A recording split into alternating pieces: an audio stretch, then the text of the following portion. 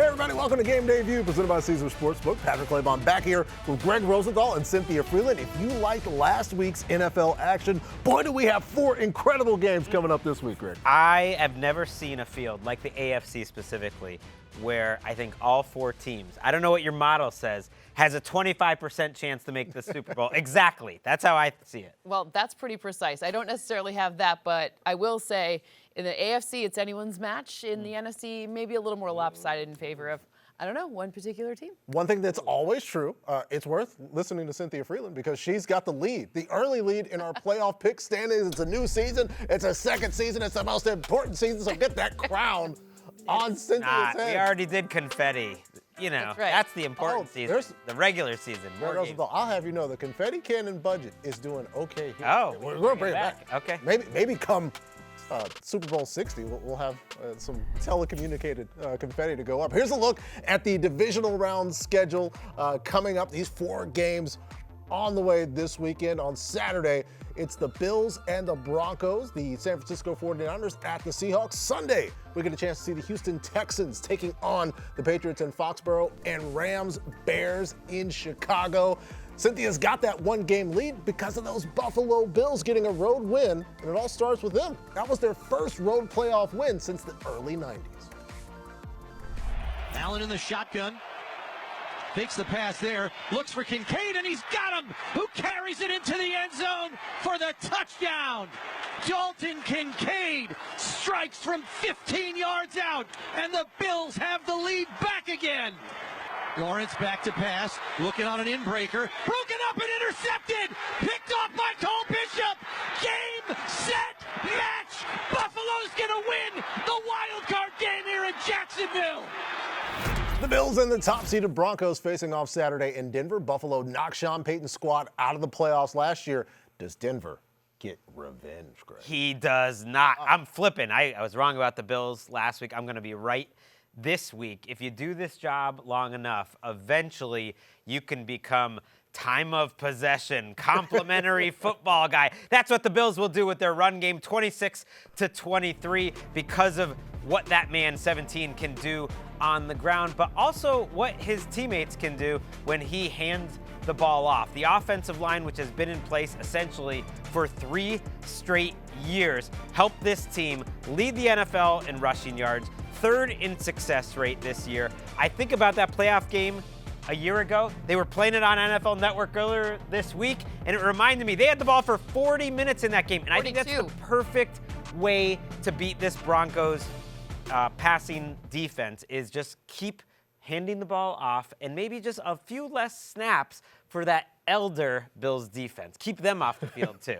Yeah, they're advanced. They've seen a lot of football. They have experience is one way to discuss it. I also was wrong about the Bills last week, so I also would like to play catch-up and take the Buffalo Bills winning 26-24. One way that you can have a long time of possession is get to 3rd and 1 or 4th and 1 and get what feels like an automatic first down. Or maybe you could get essentially 7 to 8 yards in a game-winning quarterback sneak. But it's not just Josh Allen being able to get those difficult yards where he's playing through multiple injuries and battering his body to a pulp regardless of the circumstances. The Bills running backs and tight ends get 8.8 yards per target. They're 1st in the NFL in that capacity. Yeah, the Broncos are great in the secondary. They have the reigning defensive player of the year playing cornerback. I think they're able to avoid them and have a successful game here, Cynthia. Well, you're letting me stand alone on an island picking Denver. The role reversal. The home underdog. 24-23 is my score. Why? The screen pass. Let's have a little bit of a tribute here for how Bo Nix does on these short, high-probability passes where he has the 2nd most yards in the league this season. I'm looking at this because why? We know the Bills' defense is very generous to the run. What's another way to approximate a run? A screen pass, of course. And ultimately, you talked about time of possession. And when you talk about time of possession, typically that happens in the run game. It's not usually achieved through passes, unless they're what kind of passes? Screen passes. So ultimately, I think that their roles will reverse in this one. And instead of seeing the Bills come out on top and just totally crush time of possession and kind of all aspects of that game, I think the Denver Broncos defense, which is sneaky good against the run, isn't going to let that happen. And also injuries to the very light receiving core for the Bills also influences my decision. That's what they got, that playoff lead with the belief and faith in the Bills getting a road win. Role reversal this time around. The player props, according to our friends at Caesar Sportsbook: Josh Allen, 255.5 total yards. James Cook, 76.5 rushing yards against the number 2 rush defense. Bo Nix at 213.5. R.J. Harvey at 55.5 rushing yards. And Courtland Sutton at 55.5 receiving yards. So allow us to play this guy or that guy. We'll start with you, Greg. Who's more likely to have over 50 receiving yards, Khalil Shakir or Courtland Sutton? This one's tough because Shakir was almost the entire offense last week, but I actually think it's Courtland Sutton because Patrick Surtain, he's going to cover Khalil Shakir, and then you got Sutton against, this secondary, which isn't at full strength. No Maxwell Hairston this week. On the back end, Jordan Poyer is hurt, and Tre'Davious White is getting it done. I think the Broncos could be in a situation where they have to throw a little bit more, and Sutton is really the one true, reliable, outside number 1 receiver in this entire game. That includes Shakir, so I feel more comfortable that he's going to have a steady game. Let's go Courtland Sutton. As great as things were in the tight window circumstances, and as great as Jacoby Myers has been, I think with the ball in the air and defenders in close proximity, Courtland Sutton maybe having the edge on Jacoby Myers. Let's go over to you, Cynthia. 3 or more receptions: Dalton Kincaid or R.J. Harvey? Well, I'm staying internally consistent here and going with R.J. Harvey because I'm just going to keep talking about the line of scrimmage and passes behind the line of scrimmage, aka often a screen pass, as often as possible here because I truly believe that is the way forward for this game. I do actually think Dalton Kincaid will have at least 3 receptions as well. Also, anyone with the initials DK that's a tight end for them is a candidate for a touchdown too. So the answer is lots of goodness all around. So it should be this guy and or that guy. Just you and. would go and. I love the naming parallels all Yes. around the NFL. Last one, I will take it. Over 210 passing yards, more likely for Josh Allen or Bo Nix. I will say that I've been convinced by Cynthia Freeland. I will go Bo Nix, as I believe the Buffalo Bills are going to be short yardage and around the line of scrimmage for most of the game. Perhaps Bo Nix will, obviously the screen game will be heavily featured, as it is in most of these Denver Broncos games, but maybe some opportunities to challenge the Bills downfield with some of these larger pass catchers. Let me ask you some really important questions in this game. Wow. More rushing yards, Josh Allen or Bo Nix? Ooh. It's a great question, I mean, you isn't pick it? the Bills to win, and you're going Bo Nix through the air, and you're thinking about it on the ground. Now you're making me worried. Who has more rushing I am yards? worried. Come on, This pick sounds one. like a man who switched his pick earlier today. The answer's Josh Allen. So may switch closer to game time. We got more game debut coming up here. Up next, it's a rubber match for the ages. The Niners and top-seeded Seahawks facing off in Seattle. Winner goes to the NFC Championship. Who do we believe gets it done? Well, we'll answer that because it's generally what we do when we come back next on Game Debut.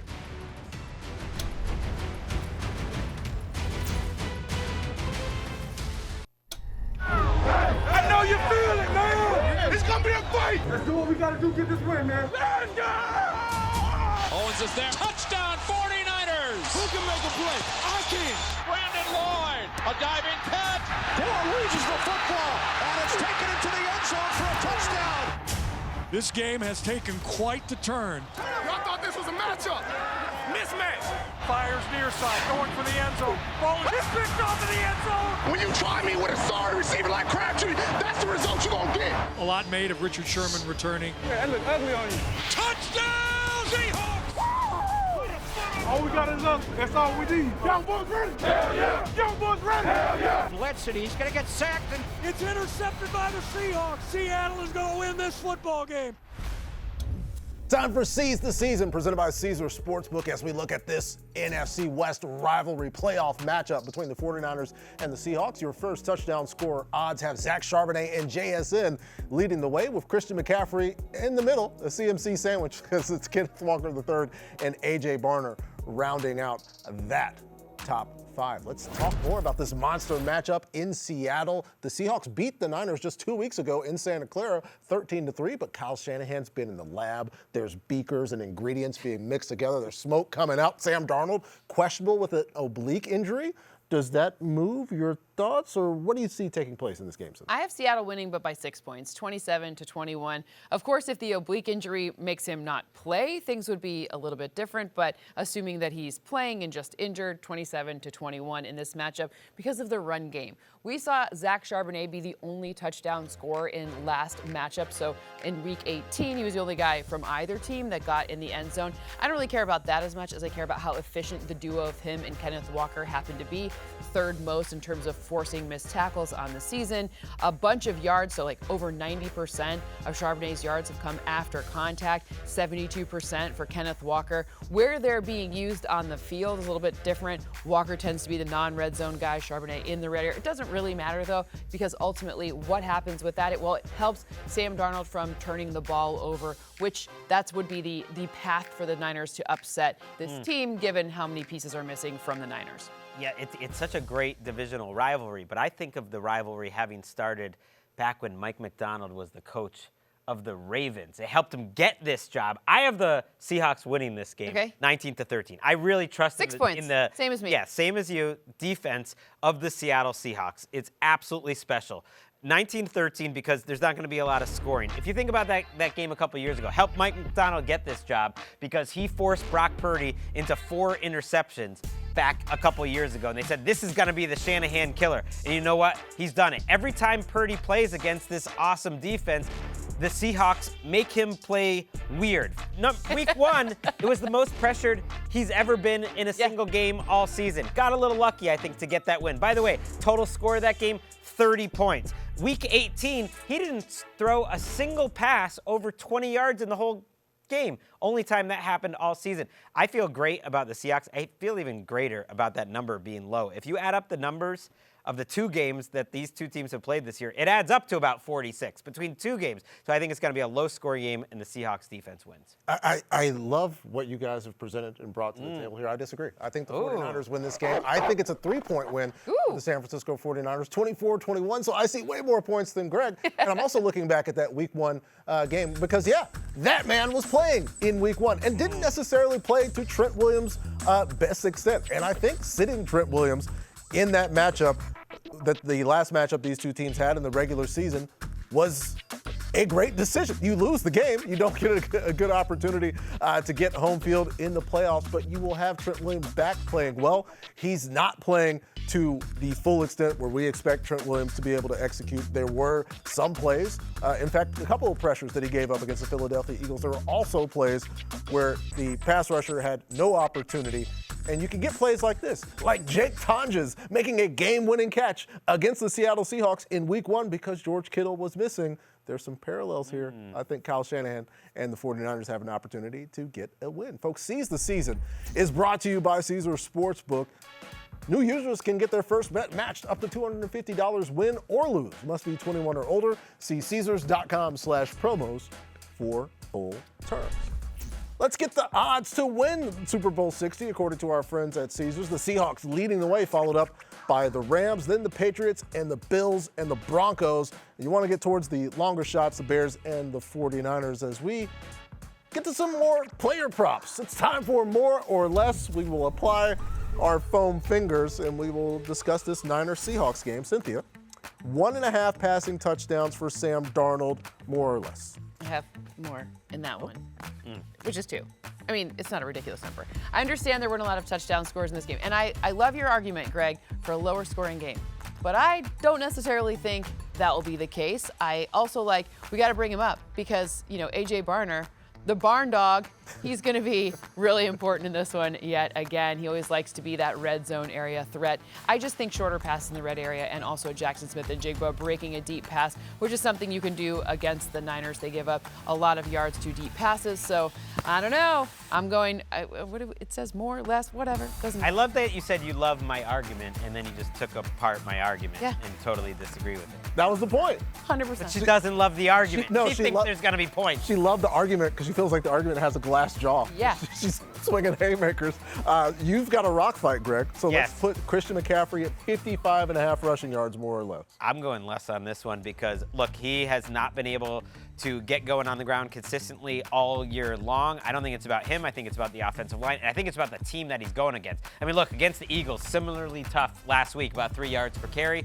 This Seahawks front, Leonard Williams and Byron Murphy, there's a real case to be made that the two of them could have just been the defensive tackle all-pros, maybe second team, but those two guys next to each other are the all-pros. And then you have DeMarcus Lawrence, who's a great run-stopping edge. Just so many tough players up front. I think they overwhelm the 49ers run game like they did a few weeks ago. Yeah, a run game that's, as you said, been overwhelmed all season by a lot of folks. It's a really good rush defense. I'll go to Jackson Smith and Jigba at 93 receiving yards, and I will go more here. More or less very binary, so let's do some more math. Me doing the math, which is very dangerous. He's got 1,793 receiving yards. Sam Darnold has 4,048 passing yards. That's 44% of Sam Darnold's passing yards in 2025 have gone to Jackson Smith and Jigba. So with that math, I think he hits the relatively pedestrian, by his standards, number of 93. Let's go back to Cynthia Freeland. Will Brock Purdy have more or less than 229 passing yards? Well, given my score is a little lopsided, I think it's more. Not because I think it's going to be super deep passes. I don't even know exactly who it's to because as of the time of this recording, we don't know if Ricky Pearsall is going to play. But we did see those 20-plus air yarders. That is something, Greg, another great point you made, my friend. Oh, wow. He didn't complete one of them in the Week 18 matchup, but I do think he completes at least one in this one, especially if they get Ricky Pearsall back. Oh, RIP to, poor George Kittle's season because we just saw him catch one of those deep passes. But there are other guys to catch the ball. Tonjes. Dick Tonjes. Speaking of other guys to catch the ball, the Seahawks went and got Rashid Shaheed at the trade deadline, but the number is very low because he hasn't done too much, Greg. 23 receiving yards. What do you think the speedy guy on the outside? I love a Rashid Shaheed big play. He only needs one catch to get over 23.5 receiving yards against a team that doesn't provide a lot of pass rush pressure. And so that gives Sam Darnold a chance to do what he does best. I was looking at some deep passing numbers for Drake May for this very show. There's a spoiler alert, a tease for what's coming later. Oh. And you know who is maybe the only quarterback who had a higher completion percentage on those deep throws? Who? Sam Darnold. That's what he can do. And Rashid Shaheed, among the all-time NFL leaders in average length of touchdown. When he gets the ball in his hands, it usually is going for 30 or 40. So if you want to feel alive on Saturday night, you take this one. And it could happen at any time in the game. You just see that ball just floating through the air. Who's on the other side of it? It's probably Shaheed. This is going to be alive till the final minutes of the game, even if he has no catches. Yeah, there you go. You could be in pain for 4 hours. Or And all it takes is one. all you need, just one. I will take one more. Juwan Jennings, 3.5 receptions. I will go more here. It doesn't have anything to do with catches, but he's the only wide receiver in the history of the NFL with multiple touchdown passes. There were also, speaking of multiple times where Kyle Juszczyk was lined up out wide. He actually got a couple of targets there. They need Juwan Jennings, so I think he's going to get 4 catches in this one. A great game, which we are all looking forward to. Let it be known, Juwan Jennings, more than 3.5 receptions. Thank you. Thank you, Greg. Maybe a reference. Shelby Harris is out there watching. He knows what. There's deep beefs between both of these teams. Perhaps we'll get a great post-game Seahawks-Niners quote once again. Folks, still to come on this show. Drake May and the Patriots have the hard-hitting Texans coming to town. What's Josh McDaniels going to cook up versus the scariest defense in the league? Who wins the showdown in Foxborough? Our picks for this game in the AFC is coming up next on Game Day View.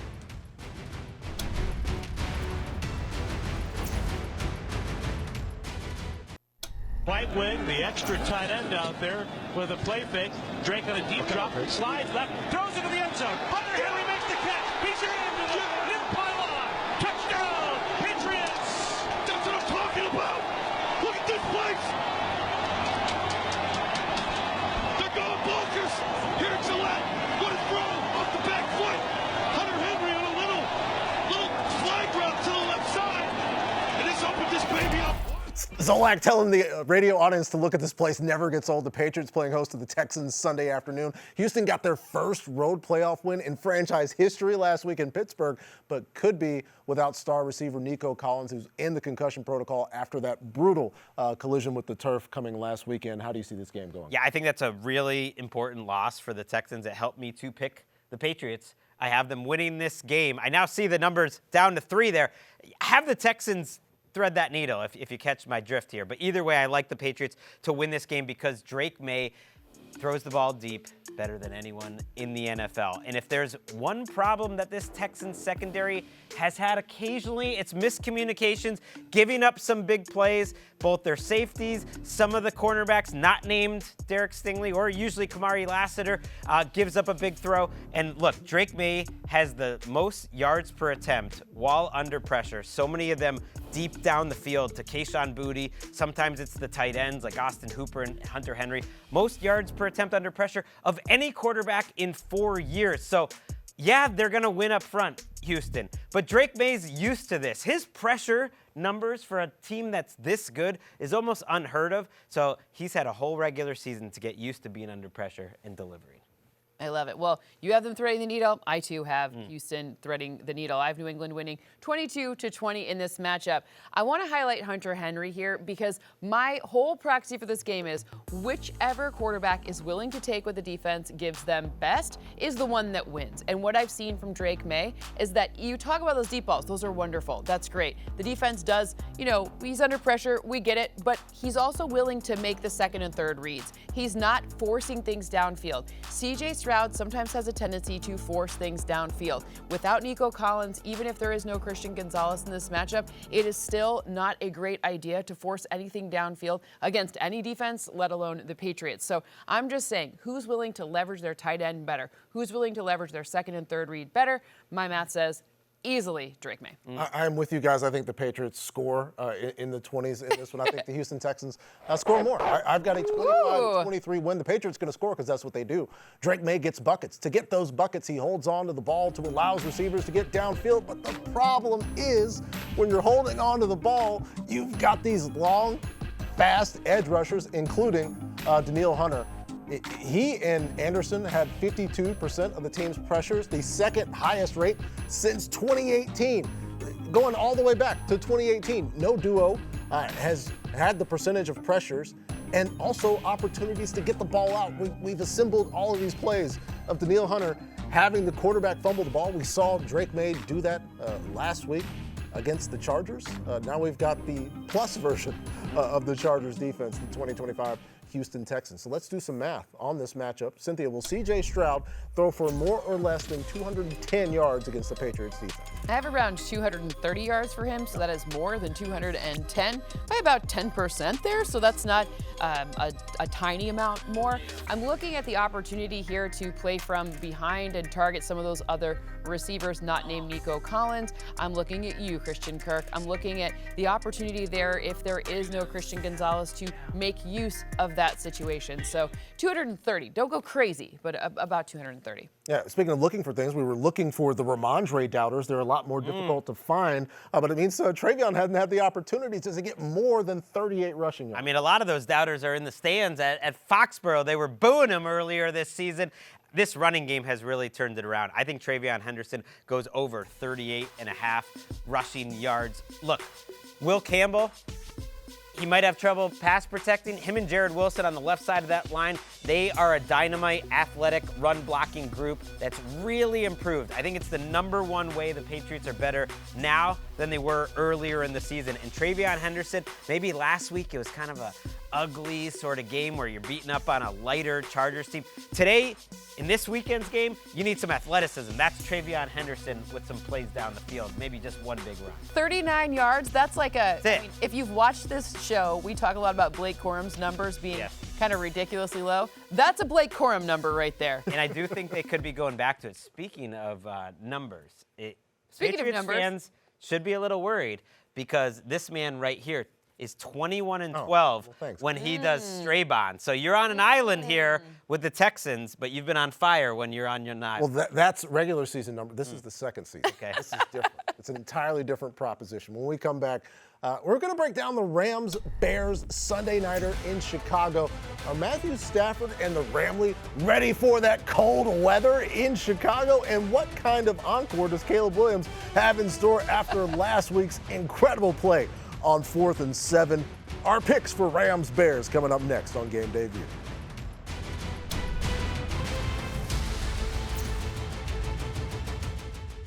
Set to the left side numbers.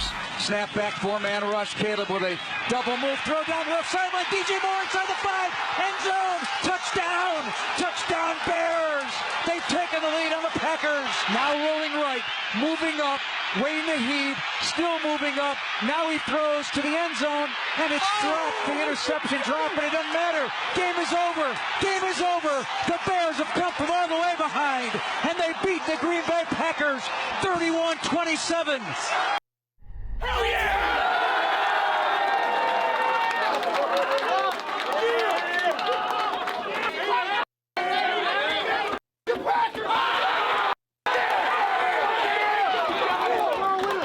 To his first playoff win as Chicago Bears.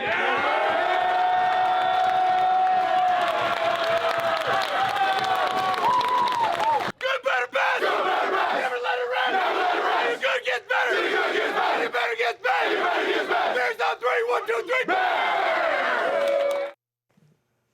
Incredible comeback by the Bears and Ben Johnson's shirt last week. Now they've got Matthew Stafford and the Rams coming to town. The weather could get down to 2 degrees on Sunday night. Do the Bears have any magic left, Cynthia? I think they've got magic. I just don't think they win the game. I have the Rams winning 27-21, a 6-point win for Matthew Stafford.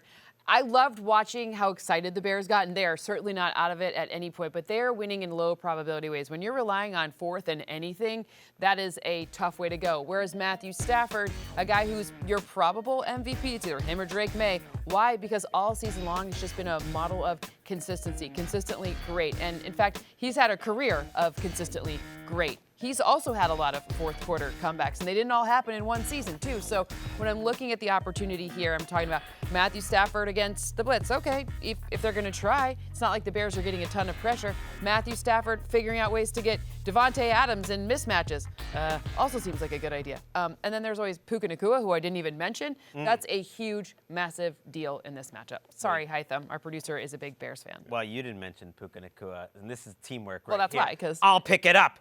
Look, the weather could be an equalizer, but Puka Nacua doesn't go down the field to make big yards. He doesn't need to, because he's going to make you miss your tackle. 28 missed tackles forced on the season, leading the NFL. How about 400 yards after contact? That is the most that Next Gen Stats has measured. That's since 2018. How about the most yards in motion? The whole offense is really built around Puka Nacua in motion. It's the most any receiver has had in terms of yardage while in motion of any guy in the Next Gen Stats era. There's literally never been anyone who's doing it like Puka Nacua is doing it right now. He is as dominant a wide receiver force as you can possibly have, and then you obviously add a great quarterback and good parts around him, including Devontae Adams and those tight ends, and you can build an offense on a guy that should work in any weather. So that score's high, and I hear that 0 degrees, and maybe the score should come down just a little bit, but either way, I actually like the Rams to win comfortably because I think if it gets close and weird, that's where the Bears are dangerous. So the way to pick the Rams to win is to just make it easier. Well, I think that the Bears are dangerous the whole time. They've been able to make things close and weird, especially with their ability to score. I think they score. They score big. I think the Rams get a slight 1-point win at home in a score fest. And here's how it happens, because you look back last week at this Rams secondary, there were 7 catches for 63 yards on targets that went in Quentin Lake's direction, and it wasn't just him. The entire Rams secondary has some size matchup issues that I think the Bears are able to exploit. And I know the Bears had that score fest with the run game playing spectacular against the 49ers, but it was almost all through the air. I think it could be a similar proposition and these teams going up and down a cold field. But yes, I did check. The temperature is going to be 98.6 on average inside the bodies of all the players taking part. So I think the cold weather will be annoying for everybody involved, but everybody will be hopefully okay. Let's get some player props between the Rams and the Bears, according to our friends at Caesars. Matthew Stafford sitting at 2.5 passing touchdowns, 98.5, one below that average temperature for Puka Nacua. Kyron Williams at 61.5 rushing yards, Caleb Williams at 251.5 total yards, and Colston Loveland at 55.5 receiving yards. So let's go to this guy or that guy. Who gets more than 55 receiving yards in this game? Is it Devontae Adams or Colston Loveland? Looking at Colston Loveland in this matchup. Now, that's not to say Devontae Adams won't score, but he can score off of like a 2-yard pass. So it doesn't even matter on that. He'll still be very effective and efficient. But Colston Loveland has taken that step forward. You saw it against the Packers. He was the passing offense. He was the number 1 read, the number 2 read. He was just basically everything that, Sam Laporta was to the Detroit offense at times when Ben Johnson was architecting that. And now I think he's actually going to even be better than Sam Laporta. Maybe not this, particular game, but going forward kind of in his trajectory of his career. So I'm looking at Loveland to, again, be the path forward. And you mentioned some mismatches with size to the secondary to the Rams. Loveland's huge. So that's a good. And by the way, he's played in the cold too. He went to Michigan. Yeah, there we go. He's got experience with low temperature. 60 or more rushing yards for Kyron Williams or DeAndre Swift, Greg.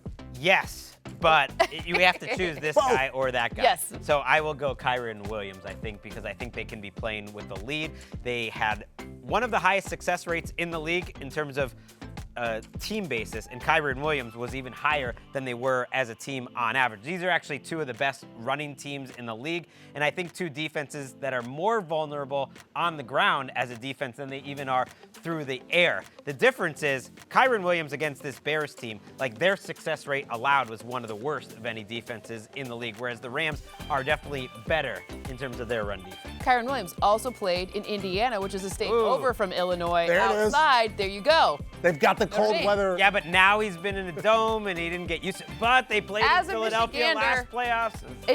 I'm okay. I like to complain about the cold weather, but I'm still okay in cold weather. And that's I'm why you have a Texas quarterback that went to Georgia, but did go to Michigan, although he played inside, does still have the cold weather adjacent magic powers. And he is one of the number 1 overall picks playing in this game, which I will discuss here.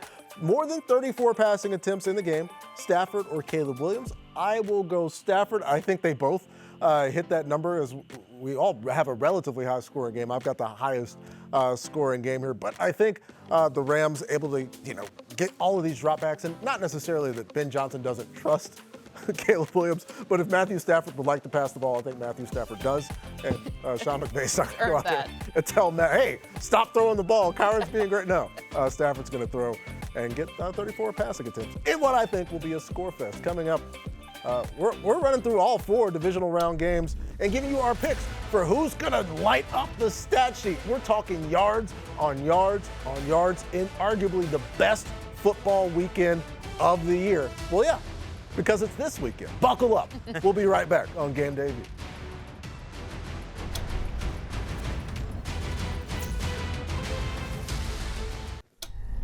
The road to Super Bowl 60 continues January 17th and 18th with the divisional round presented by Intuit TurboTax. 8 teams, 4 games, 2 days. Action kicks off at 4:30 Eastern on Saturday. Visit watch.nfl.com for the full schedule.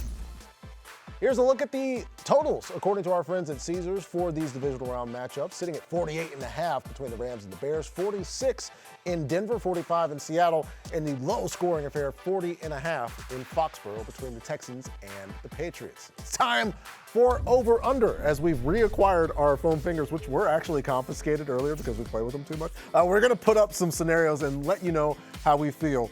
First, will Caleb and Stafford throw for over or under 4.5 combined touchdowns? We already know. I believe it's a score fest. I think they hit that number.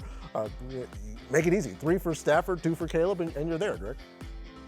you couldn't be more there. I mean, saying no to this would be like, oh, is Santa Claus gonna come with presents this year? Like, who is rooting against them throwing for a ton of yards, two of the most exciting quarterbacks in the NFL? Rooting for it or thinking that it's more likely? Because I think it's more likely that they use like passing touchdowns.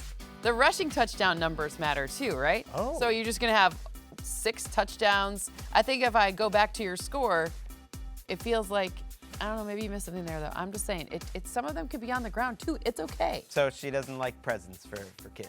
Oh. Or presents for us on Sunday night. My present was the accusation that Greg is not logically consistent with his thoughts about this game. Next one. I was like, what was Will there be more than 6.5 combined sacks in the Texans-Patriots showdown? I've got the over on that one, and it's not to take a negative view. I think we've got an offensive line that had some issues in protection and a quarterback that likes to take some chances against a very good pass rush. I think they hit that number.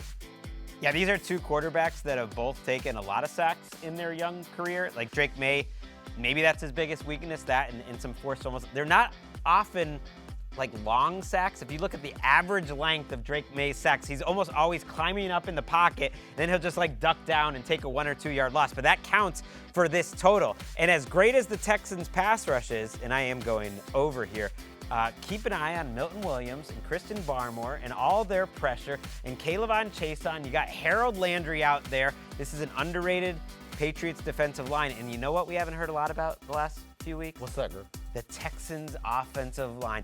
Just when you think they've solved their problems, they're gonna pop up in a bad way this week. Well, I'm just the grump over here, or maybe Yeah.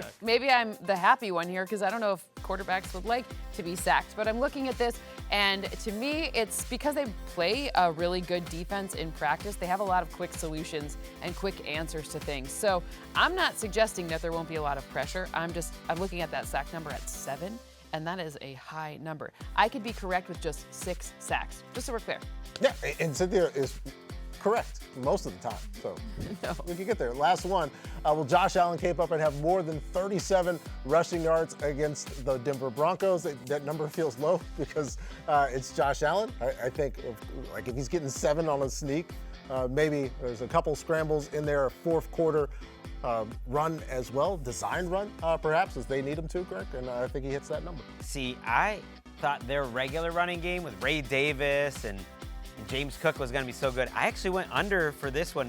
I'm influenced a little bit by the fact that Josh Allen went to the medical tent last week for about 4 different injuries. Like each time he went in, like something else was wrong. So maybe he won't need to run it as much. It'll be about quality, not quantity. He goes like 4 for 31.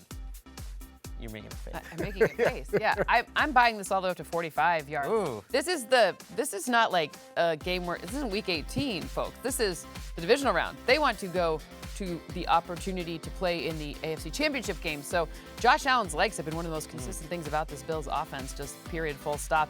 And as good as the Broncos are at stopping the run, they're a little bit more generous to quarterbacks when they run against them. So I think, like I said, I'd buy this up to 45.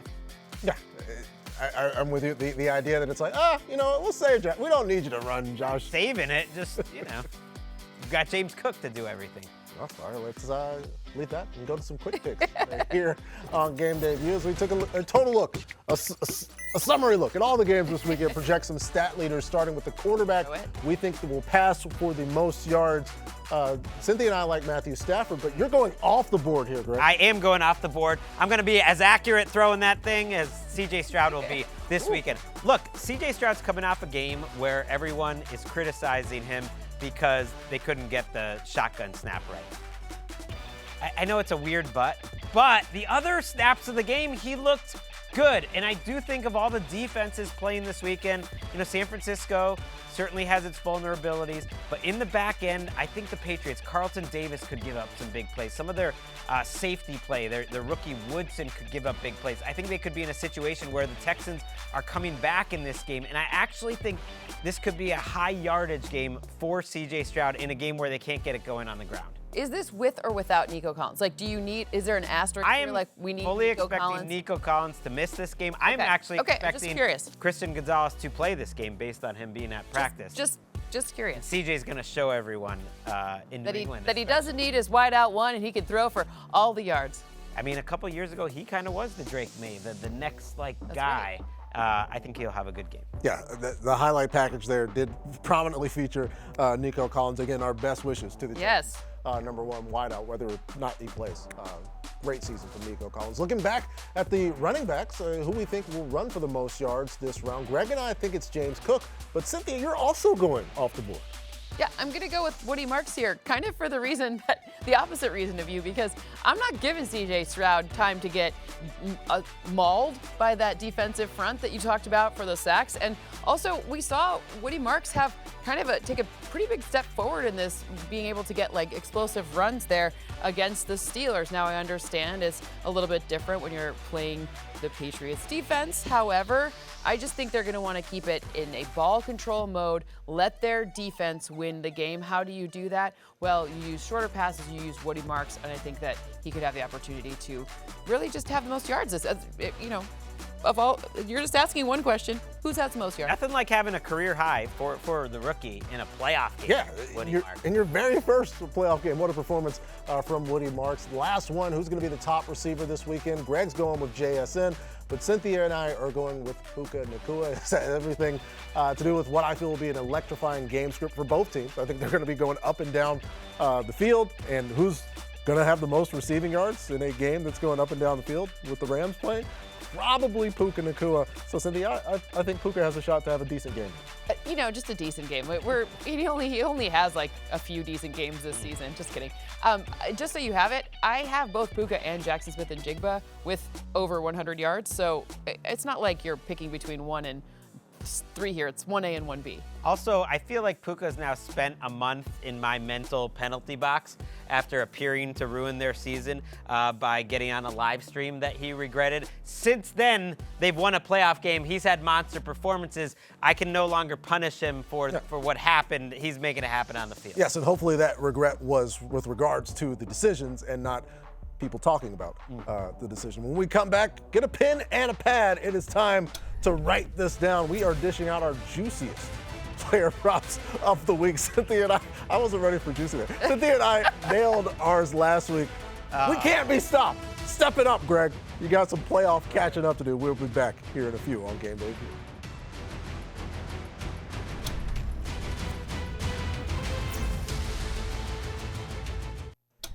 Get set for Divisional weekend with NFL Game Day morning on Saturday. Ravens linebacker Kyle Van Noy joins us in studio to break down how to defend Josh Allen and react to John Harbaugh's departure from Baltimore on Sunday. Frank Caliendo stops by to impersonate multiple NFL stars, and the crew debates who they'd rather have with the game on the line. Matthew Stafford or Caleb Williams. Looking forward to Game Day morning coming up this weekend. Looking back, get some Caliendo, maybe some. The only way we'll see John Gruden on TV. Time for Write This Down. Let's get to some prop predictions for the divisional round. Kick it off for us, Greg. What should the people take note of? Oh, they should always be taking note of Booty. I mean, you called me out, and I'm going to respond in kind. Kayshon Boutte over 31.5 receiving yards against the Texans. Do you remember back last season? That's Kayshon Boutte taking Derek Stingley Jr. deep in Drake May's first ever start. Remember, they can't start Drake May. That's not fair against his first NFL start against the Texans defense. That's not fair. You can't bring him out then. All he did was light him up in a loss, but looked pretty good, and he helped Kayshon Boutte beat an all-pro down the field. He's going to do it again. I loved who are you a person? Oh, all the people that week were like, oh, that's mismanagement. That's cruel to play a rookie against the Texans for the first time. And it was the day I knew Drake May would be the truth. I like that you wagged your finger at us, and I'll wag our finger at Blake Corum having at least 44 rushing yards. Until the number catches up, I'm just going to keep going back to the Blake Corum well. It did me well last weekend. For whatever reason, the market doesn't like to adjust for his usage because we talked about how explosive he is. We talked about the opportunity against the Bears, all of those things, and yet still the number is criminally low. I'm looking at another low number because Greg was talking about the 23. All you need is one catch for Rashid Shaheed in that game. I'm looking over at R.J. Harvey. The number is 18.5 receiving yards against the Bills. Last week, I had ETN hit his number almost midway through the first quarter. I think R.J. Harvey gets there early as well. Sir, you don't want to switch over to the Broncos side with me? I may, I reserve my right. The show is ending in 10 seconds. The show is You can't ending switch in after 5 the show. seconds The people with are the knowledge watching. that I may switch my pick for Greg Rosenthal and Cynthia Freeland. I'm Patrick Claybon. Thanks for watching Game Day View. Enjoy the games, everybody.